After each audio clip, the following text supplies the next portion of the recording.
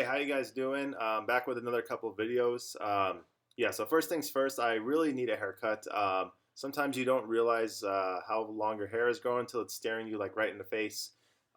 So when this quarantine is over, me along with probably thousands and thousands of other people are probably going to be wanting to get a haircut. So it's gonna be a it's gonna be a busy time at the barber shop. All right, yeah. So this video, so I'm gonna do two of Jonathan's games. I feel a little bit bad, so I haven't really gotten to cover as many of Jonathan's games as I wanted to. So this game looked like it was an abandoned game. So yeah, I'm not exactly sure what happened, and I also said I wasn't gonna cover the abandoned games, but we did get like a few moves in here, so I will cover this game. And then I'm also going to combine the fourth round game that Jonathan played into this video, which was it looked like quite a long game. So I was going to cover it yesterday, but I only had maybe say like 30, 35 minutes of time, and it looked like it was like 52 moves, I believe, the game. So yeah, so I was just worried that I wasn't going to be able to complete the video, so I ended up analyzing Jolie and Kimmy's game, I believe. So yeah, so my apologies to Jonathan. I hope you haven't been waiting too long for the videos, but if you have, yeah, that's my fault. So yeah, let's go start with this video or with this game. So here we had Jonathan with the white pieces and Nathan with the black pieces. So here we had e4, and then yes, I need to remember to do the float on top option, otherwise my crazy hair disappears. So yeah, e4. So here we're attacking a central square. We're allowing the bishop and the queen to get developed. E5 here, bishop c4. So yeah, so I think Jonathan, we should try to steer away from just looking for the four move checkmate every game. Like as you can see in this game, when you face an opponent who knows what to do, it's kind of you're not really going to be very successful. Like this bishop c4 move is fine. So this is called like the bishop's opening. So we're getting the bishop on the weak f7 pawn, and we're developing a piece. So this move in itself is fine. But after knight f6, we should not go queen f3 here because we're not threatening anything, right? As long as this knight doesn't move, there's no checkmate possibility. And also you're taking away the best square from your knight because your knight wants to go on f3 and attack the center squares. Yeah, so here after queen f3, you're not really threatening anything, and you're allowing Nathan to get something like knight c6 and try to get knight d4 in the future. And yeah, black should just have a fairly easy game here. All right, so bishop c5. So yeah, good developing move by Nathan. He's allowing his king to get castled, and then he's also idling the f2 pawn. And yeah, again, Jonathan, the bishop c4 move is fine. I don't have any. This move is perfectly fine. We're getting a piece developer attacking the weak pawn. But yeah, just after queen f3, like when black already has a knight on f6, you're not creating any threats. So unless your opponent goes back to g8, which I think happened against Ray, but you're not going to be like this. You're not going to be gifted this checkmate every game. So just yeah, be careful about that. So here we have knight h3. So yeah, so your knight would prefer to be on f3 where it guards attacks these two squares. But now your knight's sort of out of action. I know you want to play to g5, I imagine. But at some point, Nathan's just going to play h6, and then the knight will have no better option than to retreat. So castle, knight c6. Yeah, so really nice development by Nathan here. So he has his king safe. He has 3 pieces developed. Also, good job, Jonathan. You also have your king safe and 3 developed pieces. The only problem I'd say is that I don't think your queen really wants to be here because it's not doing very much. It's just allowing black to improve their pieces while it's attacking your queen. And also, it takes away the best square from your knight. So if your knight was on f3, it would be attacking these 2 central squares once again, which would be quite logical. But on h3, it's not really doing too much. So we have knight g5, attacking the f7 pawn. Yeah, so here we have 2 attackers, and there's also 2 defenders from black on the f7 square. And just keep in mind, right, we don't generally want to give up this bishop and knight for the rook and pawn, even though they're both worth 6 points. Here we're just giving away 2 developed pieces for a rook that's not really that active yet. And yeah, and the black king, excuse me, isn't going to be particularly exposed actually either on f7 because it could always just retreat back to g8. So just to give like an example, so something like this position is surprisingly the black king is surprisingly safe is what I'm trying to say. The king could just move back to g8 next move, and now we see that that black has 3 developed pieces to only 1 developed piece for white. And yeah, there's no even like safe checks here. Like queen h5 is met by the knight will take. So yeah, this wouldn't accomplish too much. So here Nathan played d5. So this move I don't like at all. I assume that Nathan just missed that the queen is also able to attack the d5 square. So here we have 1, 2, 3 attackers versus only 1, 2 defenders. So yeah, so Nathan, we want to keep in mind, right? You know, it doesn't look like the queen's attacking the black pawn because there's a white pawn in the way, but this is actually an attacker also. So like if we take, take, take, take, here the queen is able to take. And also, if you were thinking like after takes, you were gonna take the knight here. If that was your idea here as Black Nathan, then here actually we can throw in this in between move. Knight takes f7, attacking the queen, and then after the rook takes, now we could play queen takes d5 with just a better game. So here we're already up a pawn, and also the rook is pinned to the king. So we're also going to give up the rook eventually. So even say like queen takes, bishop takes. Now the rook can't move at all because it would be a check. So yeah, so here we're just completely lost as black. We're down a pawn. We're going to be down the exchange, and the exchange again is when you give up a rook for a knight or a bishop. So there are positions when you can give up the exchange because you get more active pieces, but this is not one of those positions. So here after the bishop takes the rook, this is just going to be a extremely pleasant position for white, and it's totally winning for white just as long as they kind of play accurately from here, which you know, even when you have a lost position, you still want to fight, of course, but this position is just completely lost for black here. So yeah, so d5 wasn't a particularly strong move, and then yeah, so we should start talking about this. We talk about this a lot, but we need to keep talking about it. We just want to count the attackers versus defenders, right? So here we have one attacker, the bishop could take the pawn. We have a second attacker, the pawn could take the pawn, and then we have the third attacker, which isn't as easy to see, but once the pawn takes, then the queen is also able to take on d5. So technically we have 3 attackers and there's only 2 defenders. So when you have more attackers than defenders, if the piece value is like even, you just take. So what I mean is like I'm trying. This isn't really a good position to give an example. What I'm saying though is if you like say you could take the pawn with a rook, and then the knight takes, and then you could take the queen. Or then you could take the knight with the queen. That still wouldn't be a good trade, right? Because you gave up the rook for the knight and the pawn. So you gave up more than you got back. I feel like that's not going to really help you guys much, just because I think you guys are going to need to visualize that. So, yeah, we don't really have a good position to demonstrate this. So let me try to make a position up, but this is going to take some time.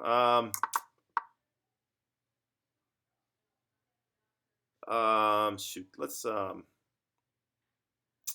to think of a good example. So say here we have like okay, let's give an example like this. So let's go back. So say here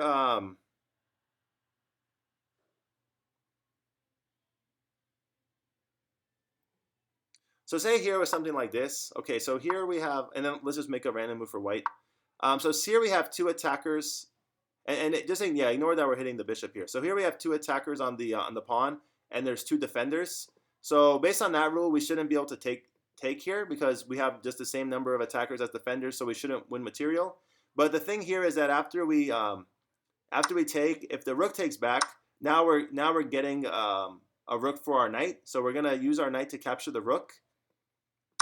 So even though it was a trade of 2 attackers and 2 defenders. Even though it's even, this is going to be a much better trade for black because black is picking up a rook for the knight. So what I'm trying to say is if there's 2 attackers and 2 defenders, if the attackers are worth less than the defenders, it might not matter. But in the position in the game, in this position here after d5, the bishop and the knight are worth the same, and the pawns are worth the same. So everything that we're taking is even to what we're giving up. So here we're getting a pawn, then we lose a pawn. Here we're getting a knight. And then we lose a bishop. And then, of course, here we had more attackers than defenders, so we're going to win the queen at the end. But say the queen wasn't on f3, so let's find a different square for the queen here. So yeah, let's just make 2 random moves once again. Okay, so yeah, here we have 2 attackers and there's 2 defenders. But the defender is equal to what we're getting. So here we're getting a pawn as white, but then here we're losing a pawn. And then here we're getting a knight. and we're losing a bishop. So everything was even. So everything that we captured was worth what we gave up. So here, this is just a perfectly even trade. So yeah, so hopefully that explains the difference. I don't think that was like the best explanation, to be honest, but we'll keep working on that. For now, though, the thing that I definitely want you guys to notice is that we do have more attackers than defenders. So yeah, here we should just be able to take on d5 and win a pawn. So yeah, bishop b3 doesn't make that much sense to me. So yeah, so Nathan took. Okay, yeah, so we're just, yeah, we just got to pay better attention. Okay, so here we have the knight and the queen attacking the e4 pawn. And so we have two attackers and there's only one defender. So here's another example of we should just take, and here we're just perfectly fine. So yeah, we need to start working on this. This is something we can improve on. The tournament, you have 20 minutes, so I don't know what the exact time was on this move, but I assume it was relatively quick. So the clock said, okay, so you did take some time. So it said you had 17 minutes and 18 seconds on your clock after the 7th move. And then after the 8th move, you had 16 minutes and 25 seconds. So you did use 53 seconds here for this move. Okay, so 53 seconds is a decent amount of time. Let's just work on what our pieces can do, though. So here we have two attackers and only one defender. So here we should just take the pawn, right? So yeah, queen e3 just hangs the queen. So yeah, that's another reason why queen e3 is not quite, this is not very good. We want to make sure that we're not just giving our pieces away for free, right? Our pieces are extremely valuable, so we can't just give the queen away for the bishop. Yeah, and then I don't know if knight b4 is the best move. Probably something like I don't know, what should we do here? Maybe something like h6, just attacking the knight, and then now notice the knight only can go to h3, and then we probably could just trade.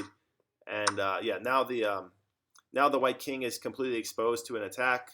And here we're just up a queen for the bishop that we gave up. Yeah, so this is just going to be a really simple win for black from here. So yeah, let's go back to the game continuation though. So knight b4. Yeah, I'm just not really sure I understand the idea behind knight b4. Maybe you want to play knight d5, but you could have just played knight d5 already because the queen is protecting that square.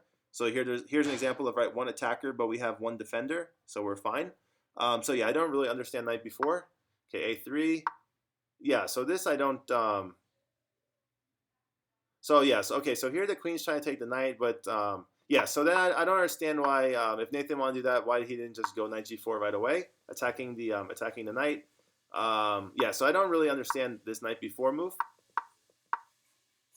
Okay, yeah, and rook f5 just hangs the rook to the bishop. But yeah, I guess Nathan. Yeah, so we need to work on this guy. So just look at what you're attacking versus, just look at the board, right? We gotta start looking at how our pieces move. We're supposed to be focused on getting our pieces developed off the back rank anyway. And let's also be aware of the colors, right? So here's a light square. So we want to look at where our light square bishop is and just say, okay, our light square bishop can take the rook that's also on a light square. So in this position, we'll happily give up our knight if we can get the rook because the rook is worth more. And once the rook falls, also, white has no more attackers of the knight. So not only are we getting the rook, but if white takes the knight, then we also win the other knight. We also win the white knight on g5. So yeah, so if we count the material here, we're down a minor piece. So white has 3 minor pieces to our 2 minor pieces, but we're up a rook. So we have 2 rooks for 1 rook for our opponent, and we're also up a queen. So yeah, from here this is going to be obviously quite good for black. So yeah, so knight c6, I didn't. I mean, it's a fine move, right? So I just think it's too reactionary. Probably Nathan saw, oh, the rook on e5 is attacking the rook on f5 is attacking the e5 pawn. Although it is already defended by this knight on g4. So yeah, we should just see that that the rook is not safe here and just grab the rook while we can. So after knight c6, I think the game got abandoned here. Yeah, so Nathan is in a completely winning position. But yeah, still we'd like to find this bishop takes f5 move, especially because I think here Nathan probably had a fair amount of time left in the game. So let's see, after knight g4, he had 18 minutes and 42 seconds. And then after knight c6, he had 18 minutes and 28 seconds. So here he used a little less than 14 seconds. It's like 13.9 seconds to make this move. Yeah, so I know you're up a queen probably, so he's just thinking let's finish the game quickly. So I understand that, but let's try to work on precision more than speed. So What you want to do is you want to get in the habit of finding the most accurate moves, and then once you feel like you're starting to improve and finding the accurate moves during the game, then you can start working on finding the accurate moves quicker. So that's ultimately the goal. Like first, like learn how to play chess well, and then learn how to play chess well at a faster pace. Especially because modern chess is really trending towards quicker games. Sometimes it's like a lot of 5-minute games now, and now there's even like a rapid tournament like 15 minutes, which is pretty quick for serious games. Um, but first we should focus on learning how to play the right way and just paying attention to what we can capture and what one of our pieces are being attacked. So yeah, here Nathan just observed that his knight is under attack, but he missed probably that the bishop's attacking the rook. And yeah, once again, the rook is worth more than the knight, so this would have been a good move by Nathan just to peel the knight off, or sorry, peel the rook off here. Um, yeah, so okay, so to be honest, I don't think this was Nathan or Jonathan's best game. I've seen them both play much better games. I think Jonathan, though, we do have to start working on like trying not to just go with the 4-move checkmate every time. Like it's gonna work against really beginning chess players, but once you start playing people who know how to like get their pieces developed and get their king castled, it's just gonna put you in a bad position already because your pieces aren't developed where they attack the center. So just one last time, I know I harped on this a few times already, but yeah, the knight really doesn't belong on h3. We want the knight on f3 because it's going to attack some central squares. This fight for the center is extremely, extremely important. So that's why I talk about it so much, basically every video, and I'm going to continue talking about it. But yeah, so that's basically my thoughts on this game. This is a good learning experience for both Nathan and Jonathan, I think, and I know that they're going to have some better games in the future. So yeah, let's continue to Jonathan's next game. So yeah, this is going to be the Jonathan video. So here we'll have 2 games of Jonathan in one video.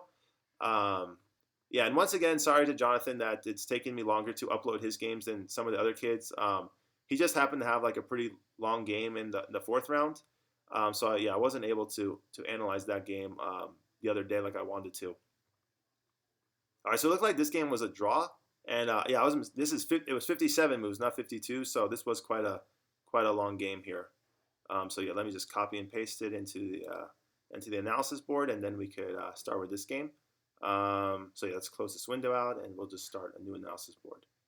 And then yeah, I think I had some kids who asked about like Bughouse and stuff. I don't think every kid's gonna watch this video, so probably this isn't the right time. But yeah, if you want to go into some different variant of chess, this is how. Just click on the chessboard with the little drop down arrow here, and then all the different chess options are possible. So yeah, so analysis board, and then we're gonna copy and paste the PGN here. All right, so this game, Aileen had the white pieces and Jonathan had the black pieces. So yeah, so let's just get started. So knight f3, e5. All right, yeah. So we just gotta start paying attention, Jonathan, to it. We're giving away our pieces. I think we've been talking about. You've been in chess class for a bit now, so we really should we just gotta pay attention, Jonathan. Honestly, we just can't move our piece where it's under attack by an opposing piece. So you're not the only kid that does this, so I'm not trying to single you out. It happens to be this is your video, so I'm able to kind of talk about your games a little bit more in depth than the other videos. So yeah, just pay attention to if you're giving away your piece. So I have a feeling here you're trying to give another 4-move checkmate. So yeah, I'd really like for you to stop just exclusively going for this. I think you're kind of like limiting your growth a bit when you're just going for this sequence of moves over and over again. So I'd like to see you kind of branch out and try some different opening ideas. But okay, let's go with this. So queen f6. So yeah, again, I think the reason why you're so tempted to do this, and I can't blame you for this, by the way, is just because it works so often. So I think you play a lot of kids who don't know how to deal with this, but trust me, you're going to start playing kids who do know how to deal with the 4-move checkmate, and you're just going to get bad positions in most of your games. So yeah, so here Aileen saw that her knight was under attack, and she saw that there was a checkmate threat on f2 here. So here she played knight g4.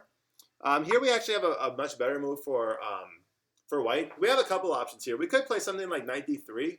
And the reason why knight d3 is better than knight g4 is because here we're guarding the f2 pawn and we're creating a threat.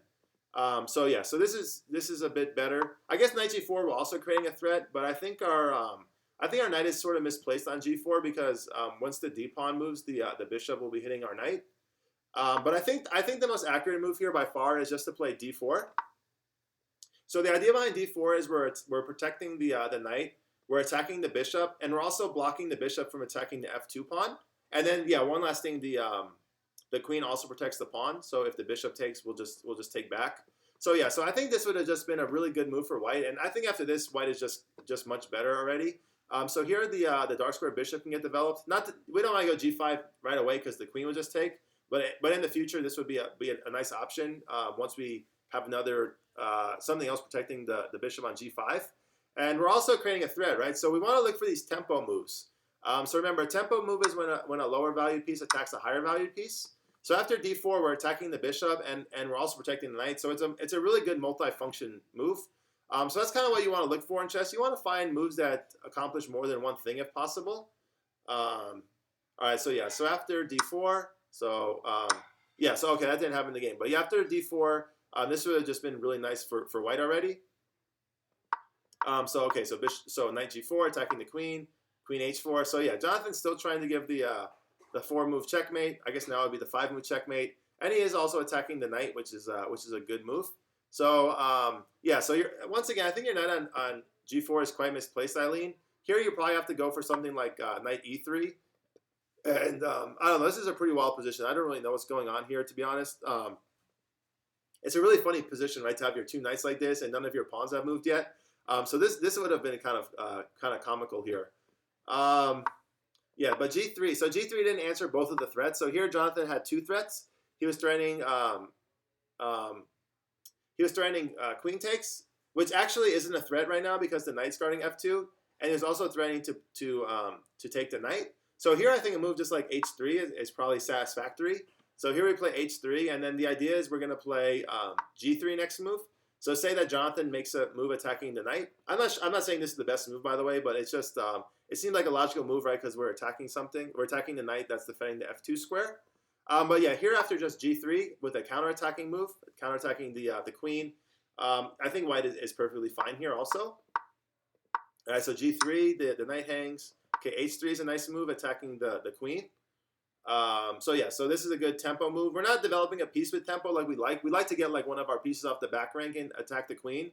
But this pawn move is sort of the next best thing. This move is quite sensible. Queen g5. All right, and then here you played a really nice move, Aileen, but I'm not sure you fully understand why this was a nice move. So here you played d4, attacking the bishop. And I think what you missed, I'm actually quite confident of this, is that you missed that the bishop could take the queen here. So yeah, so I want to get you guys to start focusing, right? It's not just the piece that you move, but you're also opening up diagonals and files and ranks for your other pieces. So after we moved the pawn to d4, we opened up this diagonal. And that's the reason why after you guys play e4, I always ask you, what two pieces can white develop now, right? After e4, white can develop the bishop, and they can develop the queen. So same thing with basically every move, right? If you move d4, you're not just moving the pawn to d4, you're also opening up a diagonal for your dark squared bishop. So here you could just take the queen if Jonathan doesn't move his queen. So this was an excellent move. So because you created a double attack, so the pawn's attacking the bishop's attacking the queen, and there's no way for Jonathan to solve both of these problems. So yeah, so after bishop d6, here if you just play bishop takes g5, winning the queen, this is basically a winning game for white. So yeah, I don't know if you guys are still fully grasping the importance of material. Material is just a fancy word for your pieces. So if you can take more of your opponent's pieces than they're taking of your pieces, especially if you can get a piece for absolutely nothing, so here you just get the queen and give up nothing, that's a really big deal in chess. So if you have more pieces than your opponent, you're going to be able to attack better because you have more pieces you can use to attack. All right, so f4. Yeah, so we missed a really nice chance here, Aileen, to just pick up the queen. So let's just be mindful of like how our pieces move. So here would free queen would be nice, of course. Yeah, so Jonathan found this really nice move. So he played queen takes g3. I'm attacking the king. So then, yeah, king d2 is forced here.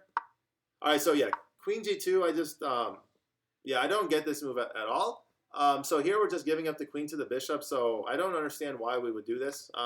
Here, like a much better move is just like give another check. Bishop takes d4, and then after the pawn goes to e3, here we have two attackers on the e3 square and only one defender. So all we want to do is figure out which attacker is better. And I think here we should arrive that the queen is better because not only does the queen attack the king, but it also takes away the escape squares from the white king. So yeah, so queen g2 I just don't get at all. So yeah, we need to really start. Yeah, we got to start paying attention to this. Like no matter what we talk about in chess class, if we just give our pieces away for free, there's not much we could do during a game of chess. So we just gotta take our time and just look at how our opponent's pieces can move. And before we put our piece on a square, we just want to ask ourselves, is it safe there? So it's just a quick scan of the board. We put the queen on g2, and then we say, are there any white pieces that can capture us? If the answer to that is yes, then we have to have a really good reason why we move the queen here. Like if we're giving away the queen, we're sacrificing, we should have a checkmate or some other like really spectacular move planned. But if we're just giving up the piece for nothing, then we can't get away with this. And yeah, so and it kind of makes me a bit more frustrated, to be honest, that the next move Jonathan made was bishop takes f4 check, because he did see this move, but it just took him some time. So if you just would have spent a little bit of time here to look at the chessboard a bit, you probably would have found bishop takes f4 check, and you would have gone on for a really nice victory here. It would have been a very quick victory. So we just need to spend a little bit more time. Remember, 20 minutes is a lot of time in chess. So we could spend, at least 40, 50 seconds here, no problem, even more if we wanted to on this move. Just because the white king is so exposed and our pieces are starting to get pretty active here. Okay, so king e1. I also think g3. I think g3 is probably the best move. So we want to look for these tempo moves, right? A tempo move is when a lower value piece attacks a higher value piece. So here we have a pawn that's worth 1 point attacking a bishop that's worth 3 points. Okay, so bishop takes bishop. And yeah, so here we're down a queen, Jonathan. So remember, when you're down pieces, you don't want to really just trade off the pieces. And then the opposite is true when you're up material. So when you have more pieces than your opponent, you want to trade the pieces but keep the pawns, because the pawns are future queens. But yeah, here you don't want to just start trading pieces. Okay, knight f6, bishop e4. Yeah, so this move, yeah, I'd much prefer. Okay, the king can't castle anymore because the king moved. Okay, so that's my apologies for that. Yeah, but I like to see us get our pieces off the back rank still. So here a move like queen g5 seems quite reasonable to me, just attacking this pawn. And then we could probably try to move the king to d2 so that the rooks get connected. So remember, when the rooks are connected, that's a sign that your development is complete. And yeah, once our rooks are connected, we can start bringing our rook to maybe f1. So we want to bring our rooks to either half open or open files. So here we have a half open file because there's no white pawns. And yeah, I think our rooks would be quite active on this f file here. And also like a move like e4, just trying to get the classical pawn center and attack these 4 squares, but also seem quite good to me. But bishop e4, yeah, bishop e4 I don't really understand. And then, yeah, so again, Jonathan, I don't think we want to trade pieces though. So here we probably just want to castle and then see if we can get a rook to the half open e file and try to attack the bishop again. Okay, so castle here, rook f1. Okay, rook f1 seems okay. I guess we're trying to put pressure on the f7 pawn in the future. So yeah, so rook f1 makes some sense. We're on a half open file. I also think rook g1 with the idea of playing knight f6 check at some point. So here we'd have a pin on the pawn. This would be useful.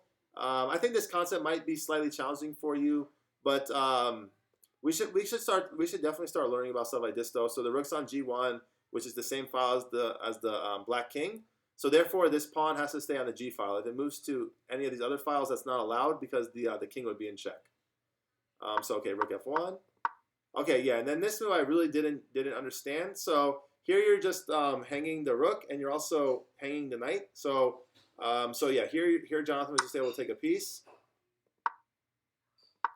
And then here's something like here. This is another tough spot, but actually, I was gonna say queen g5, but I don't really think this even does very much. After the king just moves, this should be. I don't think we really made any progress. So yeah, so I think rook f5 like you played is fine. Okay, so rook takes pawn. Okay, yeah, so here we're just giving away our pieces. So yeah, we just need to keep working at this because we can't just give our pieces away. Here we also have the black king can't move forward. So we was talking about in chess class when the king can't move forward, we should be looking for back rank checkmates. So something like queen e3 here, attacking the rook and also attacking the e8 square. I think this would have been quite decisive. So say Jonathan plays knight c6 to defend the rook. Here we just have a checkmate in 1. And if they play something like probably g3 attacking the rook is probably the only reasonable move for black here.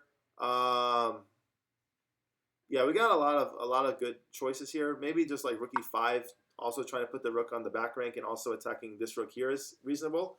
So something like yeah, there's really no good defense here. So yeah, so I think this would also just decide the game. So like say we try something like rook a4. So here we'd have rook e8 check attacking the king and the bishop. So at the very least we'll win the bishop.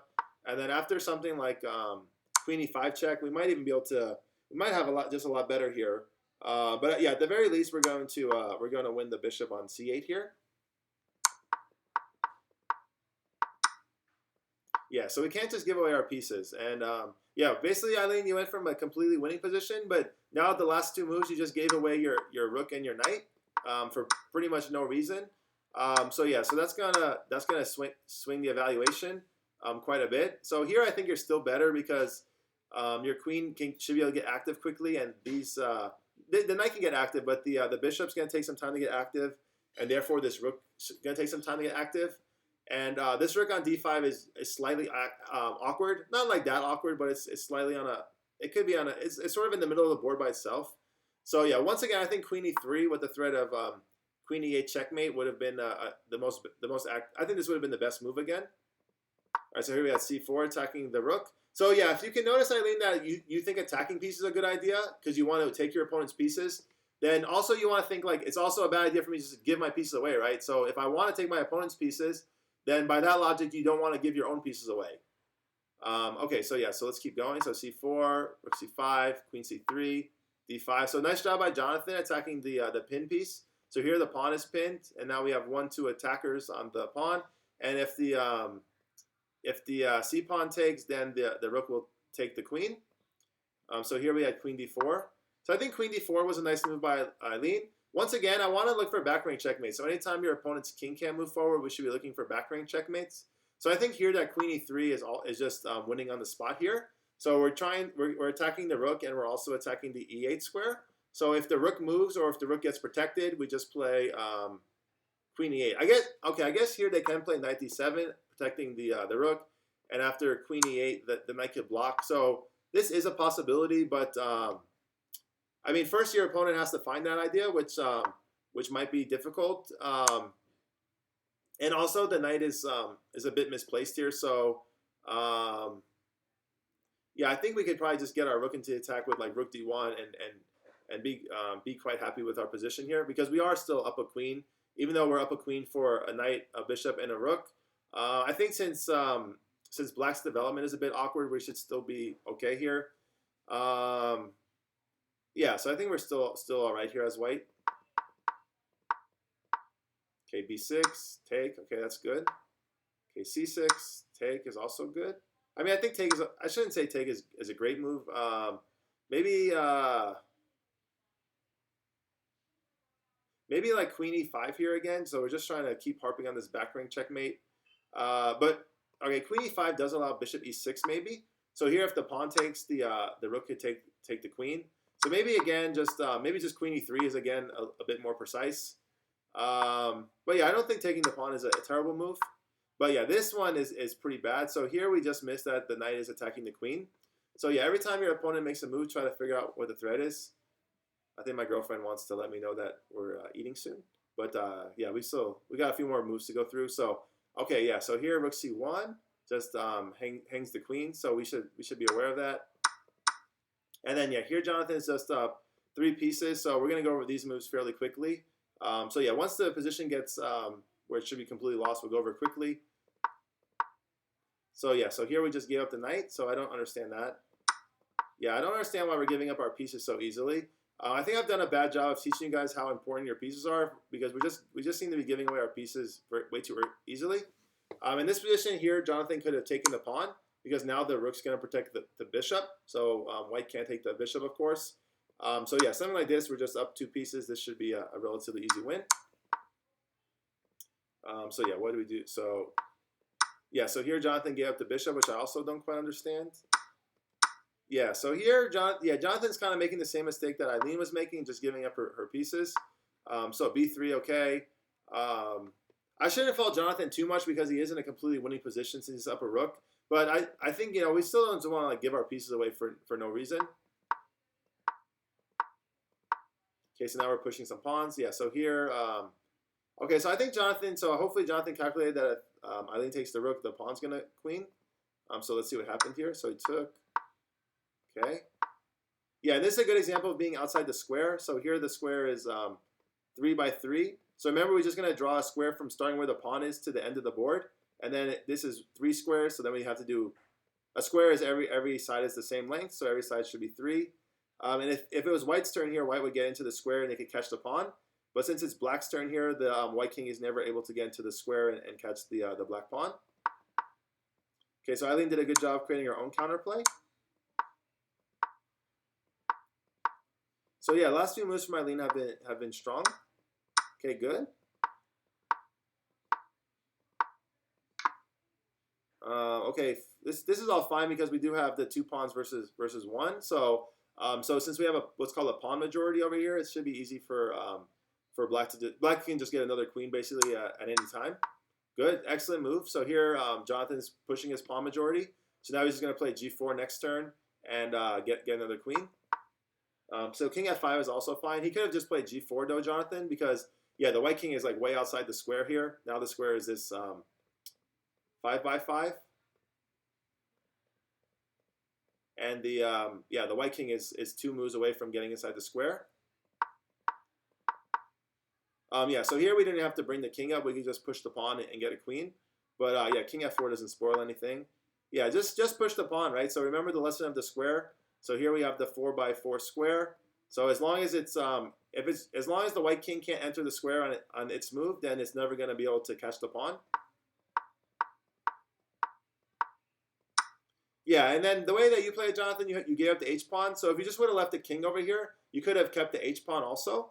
And you could have just had a queen and also your pawn. And then, yeah, here we had a stalemate. Okay, yeah, so here we attacked in a knight shape. So that's good. This is normally what we want to do. But, yeah, keep in mind we didn't actually give the king an escape square here. And this pawn can't move, obviously, because the king is here. So, yeah, so here we're not attacking the king. So remember the elements of a stalemate. A stalemate is when there's nothing attacking the king, so there's no check. The king is not able to move anywhere safely. So here the queen is guarding all of these squares. And also there's no other white pieces that can move. So here there's another white piece on the chessboard, but this white pawn can't move. So therefore this is just a pretty basic stalemate here. Yeah, so let's just be careful about this. So in this position, I'm trying to think of the best way to explain how you should play here. So I think this position we have something like queen c7 trying to attack the 7th rank. So here the king has 1 square to move to, or I'm sorry, 2 squares to move to. But what I wanted to say is that the king moves to g5, we just put our queen in the way of the pawn, and then we just march our king around. So here it's going to take some maneuvering, but basically we're going to be able to pick up this the h pawn with our king, or even our queen at some point, depending on what happens exactly. So basically, yeah. So basically here the white king would have to move here. Otherwise we'd play queen h7. So now I think we just want to play queen h8. I mean, we got a ton of winning moves here, by the way. And the idea here is we just want to put the queen on h8. And notice we're just trying to put the queen in the way of the pawn. So here, say the king goes to either h7 or g7. So let's say we go g7. Here we can give a check. And then if the king goes to g8, we'll just give a check here, attacking the king and the pawn, and we'll pick up the pawn. And if the king goes to h8, here I think we also just give a check. And if the king goes to h7, we give another check. So now we're attacking the king and the pawn. So the king has to move here to protect the pawn. And then we're just going to give the king this escape square. So we want to make sure we don't play king g8 again, because that would be the same stalemate trap. So here we play king g3, and once again, there's tons of ways for black to win this. This is just the first one that's coming to mind. And then the king has to go to g4, and now we just play queen h7, putting the king in the way of the pawn, and then here is an easy win. So so for example, something like h6. Say we go king h3 here, and then if the king goes to h5, trying to keep the opposition, here we have queen f5 checkmate. So the white king has to either go to f6 or f4. So after say f6, now we just bring the king over and go after the pawn, and the king has to. I'm sorry. Here we could even just play even just queen takes pawn right away. So that's obviously good as well. And yeah, and then we just go into the checkmating idea of queen and king versus king, where you want to attack in knight shapes until the king goes to the corner. And then when the king gets to the corner, we don't attack like a knight anymore because that would give a stalemate. So yeah, so I think when Jonathan played Queen G8, it was kind of a little bit of bad luck because he remembered the lesson that we talk about attacking in knight shapes. But the problem in this specific position is when you attack like a knight shape, there's no moves for the white king. The white king is not in check because the queen obviously does not attack like a knight, and this white pawn h5 can't move, so we have all the elements of a stalemate since there's no other white pieces on the board also. So yeah, so this was a fine game, but yeah, again, we just need to stop giving our pieces away. Like, it's just gonna take time. It's like learning a different language. So that's how I always talk about learning chess. It's not fluent for you guys just yet. It seems like. So as long as it's not like fluent, how the pieces move, where something you don't have to think about, I think we will keep seeing mistakes like this. But that is a reason why I'm like really recommending that if you guys want to start improving, just practice on chess.com or chess kids like once or twice every week. Not a lot of time, but even if you just do maybe 30 minutes, like once or twice a week, I think that you'll start avoiding these mistakes. You'll start seeing like if I move my piece here, my opponent's going to take it. So yeah, so I think we just need to keep working on that. And yeah, I'm trying to think of effective ways to give you guys lessons about that. Probably just like maybe some positions where I just set up some pieces and some pieces are hanging and have you guys identify like what pieces you could take and what pieces your opponent could take of your pieces. So yeah, I think we definitely want to keep working on this because if you're just going to give your pieces away, it's really hard to have an attack, right? Once your pieces are gone, you don't have much to attack with. So yeah, we'll keep working on it. Good job. I appreciate the effort though. So first of all, congratulations on the effort. Yeah, and we'll keep working on it. You'll improve. It takes time, but you guys will get it. Don't worry about that. And I'm just trying to think of ways as your guys' teacher of doing a better job so that you guys improve quicker. But yeah, we'll get there. Don't worry. Just let's keep working on it. And the improvement's already there, but it's going to be a lot more rapid when you guys are able to move the pieces without having to really think about like which one of your opponent's pieces are attacking you. What are you attacking? When that stuff becomes like second nature, that's when you'll really start improving a lot. So yeah, great job, Jonathan. I hope you enjoyed the video. Again, sorry for the delay. And yeah, nice job as well, Aileen and Nathan. And yeah, good games. So yeah, keep tuning in. I'm going to start producing some more videos. We're almost done with all of them. So I hope you guys enjoyed the series. And yeah, I'm looking forward to the next Chess Kids tournament on May 9th. So yeah, take care, everyone. Stay safe. Bye.